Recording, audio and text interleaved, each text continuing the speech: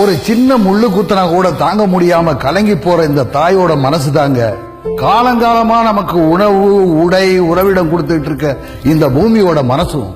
பெத்த குழந்தை மேல இருக்கிற பாசத்துல குத்துன முள்ள ஈஸியா எடுத்துட்டீங்க. ஆனா நம்ம பூமியோட உடம்பெல்லாம் முள்ளு குத்தி நிலத்தடி நீரை உறிஞ்சி மண்ணை மடலாக்கி விவசாயத்தை எல்லாம் பாலடிக்கிற இந்த சீமை கருவேல மரங்களை எப்ப அகற்ற போறோம்? இது காத்துல இருக்கிற ஈரப்பதத்தையும் நம்ம உடம்புல இருக்கிற ஈரத்தையும் உறிஞ்சி எடுக்கிற ஒரு விஷச்செடி.